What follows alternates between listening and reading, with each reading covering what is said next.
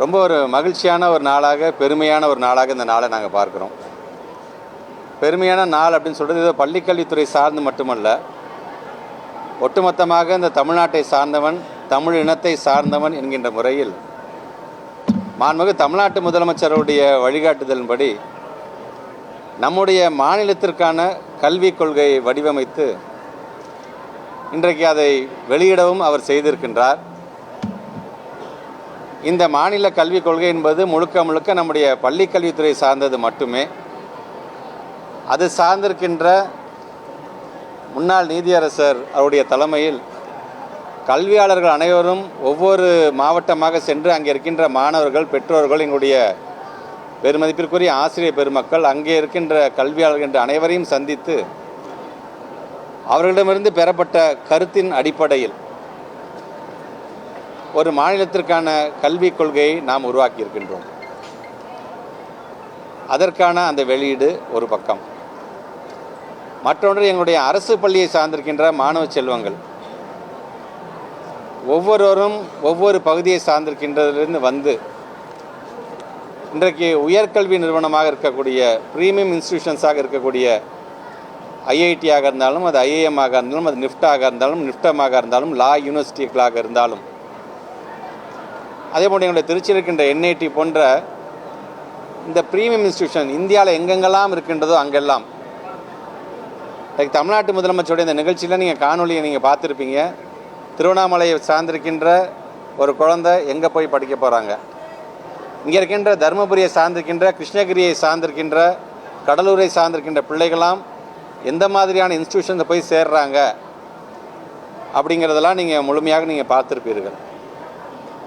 எல்லோருக்கும் எல்லாம் என்று திராவிட மாடல் அரசினுடைய கொள்கை கோட்பாடாக தமிழ்நாட்டு முதலமைச்சர் சொல்லும் பொழுது அந்த எல்லோருக்கும் எல்லாமிலிருந்து பிறந்தது தான் இந்த மாநில கல்விக் கொள்கை 2025 என்று நாங்கள் பெருமையோடு எடுத்து சொல்வோம்.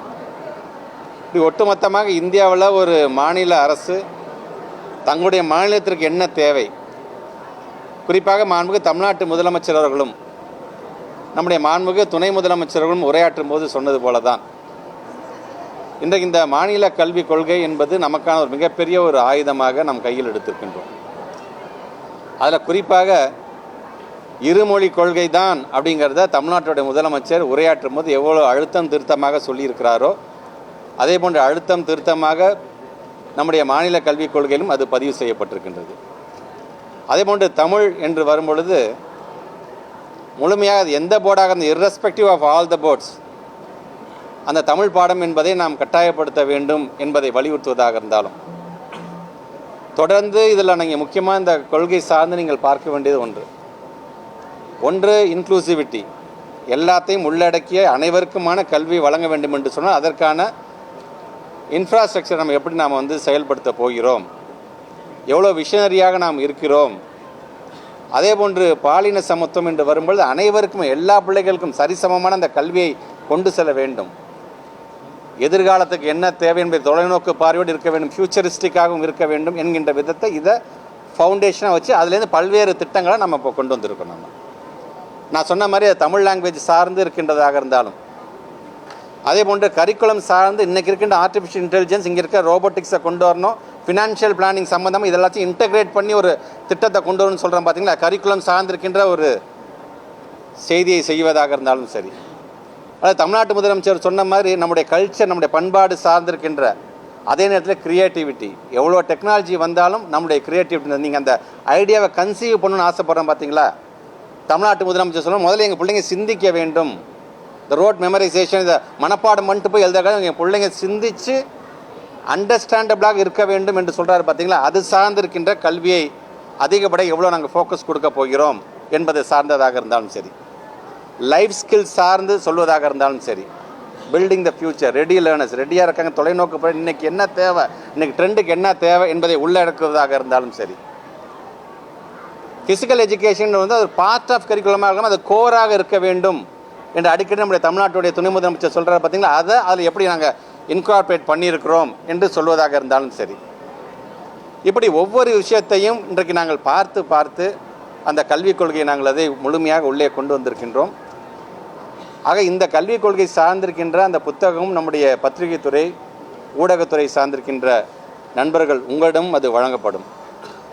அதை முழுமையாக பாருங்கள். இன்றைக்கி இருக்க ட்ரெண்டுக்கு என்ன, அடுத்த வருஷம் ட்ரெண்டே வேறு மாறுதா என்று சொன்னால் அதை அப்டேட் பண்ணுவோம் நாங்கள். ஸோ இன்றைக்கி நம்முடைய ஸ்டேட் எஜுகேஷன் பாலிசியை பொறுத்த வரைக்கும் நான் சொன்னது போன லாங்குவேஜ் சார்ந்து நாங்கள் என்னென்ன சொல்லியிருக்கிறோம் நாங்கள்.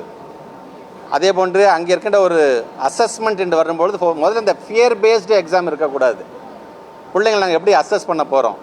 இப்போ ஸ்டேட் லெவல் அச்சீவ்மெண்ட் சர்வே அப்படிங்கிற மூலமாக குழந்தைகள் புரிதல் தன்மையோடு எத்தனை பிள்ளைங்க இன்றைக்கி வந்து அந்த தேர்வை எதிர்நோக்கி இருக்கிறார்கள் அப்படின்னு நாங்கள் அசஸ் பண்ணுறோம். நாங்கள் சில மாவட்டங்கள் பார்த்திங்கன்னா பொது தேர்வில் 4வது இடம் 5வது இடம் என்று பெருமையாக சொல்லும் பொழுது எங்களுடைய ஸ்டேட் லெவல் அச்சீவ்மெண்ட் சர்வேன்னு பார்க்கும்போது 28வது இடத்துல இருக்கிறாங்க. ஸோ அப்போ அங்கே ஏதோ ஒரு கேப் இருக்குது. லேர்னிங் அவுட்கம் சார்ந்து எப்படி ஃபோக்கஸ் பண்ண வேண்டும் என்கின்ற அளவுக்கு இன்றைக்கி அதையும் நோக்கி இன்றைக்கி நாம் வந்து கொண்டு சென்று கொண்டிருக்கின்றோம்.